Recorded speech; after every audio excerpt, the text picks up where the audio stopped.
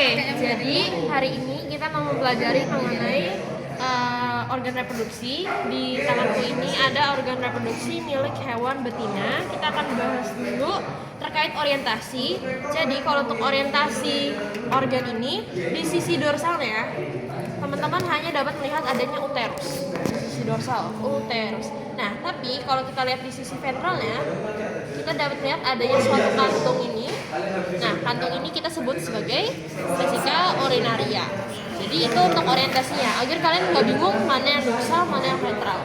Oke, selanjutnya kita bahas mengenai struktur-strukturnya. Di sini kita dapat menemukan area yang masih ditumbuhi oleh bulu, oleh rambut yang kita sebut sebagai vulva. Jadi area luarnya kalau ditunjuk di luar sini slat, itu artinya vulva.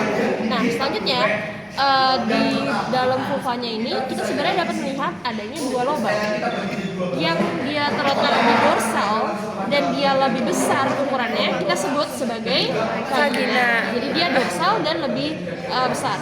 Nah, terus yang lebih kecil di ventral sini kita sebut sebagai uretra. Jadi kalau yang dorsal ini vagina, kalau yang bawah ini uretra. Terus yang luar vulva. Oke, selanjutnya kita beralih ke bagian uterus. Jadi ini kalau teman-teman raba di sini kita dapat menemukan adanya bentukan cincin tulang rawan. Nah, cincin tulang rawan. Jadi dia bentuknya kayak cincin, bulat-bulat gitu. Kayak trachea. Trachea kan kalau kalian raba kayak selang AC gitu kan. Nah, itu cincin tulang rawan. Nah, cincin tulang rawan ini dapat kita gunakan sebagai identifikasi bahwa ini merupakan cervix uteri. Jadi kalau kalian raba tuh kayak ada keras-kerasnya dikit. Jadi ini cervix uteri. Nah, selanjutnya lebih dekat ke area yang kornua ini, di sini kalau kalian raba dia mulai lebih lembek. Bagian ini kita sebut sebagai corpus uteri. Jadi kalau bagian sini masih cervix uteri, kalau udah dekat sama kornuanya baru kita sebut sebagai corpus uteri. Nah, selanjutnya pada hewan ruminansia, tipe uterus mereka merupakan bicornua, dan nanti aku jelasin aja untuk tipe kornuanya lagi. Tapi untuk sekarang kalian tahu kalau mereka bicornua kan bi, artinya mereka memiliki dua kornua. Artinya nanti si corpus uteri ini akan bercabang menjadi dua kornua atau dua tanduk. Nah, sebelum menjadi dua tanduk tersebut, di sini, tepat di sini, teman-teman dapat melihat adanya suatu pertemuan antara kedua bentukan tersebut yang kita sebut sebagai bifurcacio cornualis. Bifurcacio cornualis. Jadi bifurcacio itu artinya pertemuan atau titik temu. Oke, intersectionnya. Nah, selanjutnya setelah bifurcacio cornualis baru kita dapat melihat ada bentukan yang seperti tanduk ini. 1, 2. Mana kalau gue? Yang ini. 1, 2. Oke, kelihatan? 1. Kenapa dia bentuknya melingkar gitu? Makanya namanya cornua. Karena dia bentuknya kayak tanduk. Jadi bentuk ini kita sebut sebagai cornua uteri. Oke, jadi cornua uteri ini kan yang tebal ini ya, yang tebal dan keras. Nah, selanjutnya cornua uteri ini akan berlanjut menjadi suatu saluran yang dia sangat tipis dan juga berliuk-liuk. Yang ini, kelihatan nggak? Yang ini.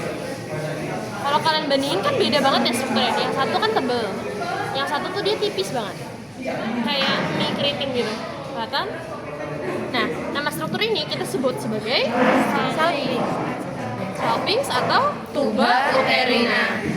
Atau kalian mungkin lebih sering mengenal dengan tuba fallopi. Kenapa kita nggak pakai tuba fallopi? Karena udah jadul katanya. Iya, udah update itunya. Oke.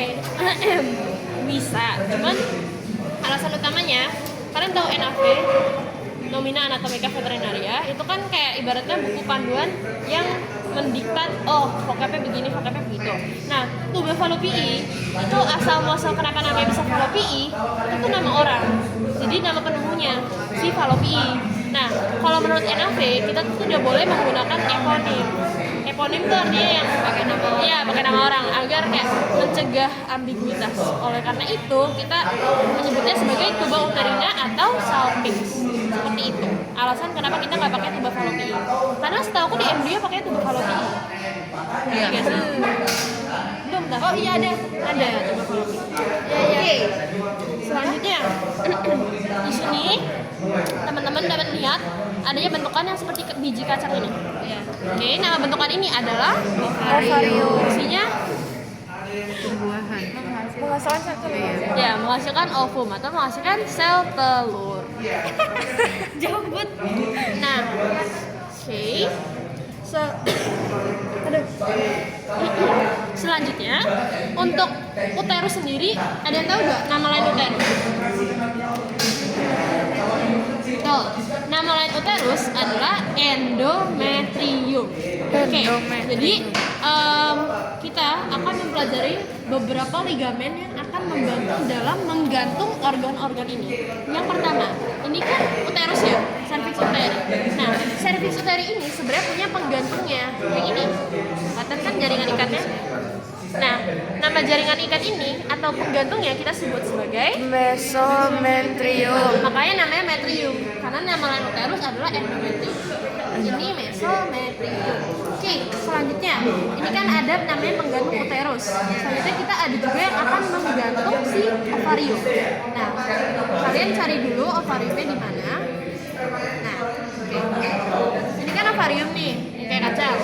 Kalau kalian tarik, lihat di sini dia menempel pada ovariumnya. Ligamen ini kita sebut sebagai mesovarium. Jadi dia menempel langsung pada ovarium. Mesovarium. Itu yang bening-beningnya itu kan? Iya, yang tipis kayak jaringan ikat ini. Oke, mesovarium. Nanti gimana Kak? Apa? Kalau ditusuk. Iya, ditusuk aja. Langsung ditusuk. Tapi ini emang agak ambigu, makanya kalian perhatiin dengan jelas. Nah, selanjutnya ada yang namanya penggantung dari salpinx atau nama lainnya mesosalpinx. Mesosalpinx itu kok jelek? Bentar. Nah, ini adalah mesosalpinx. Jadi dia tuh penggantung dari si salpinx.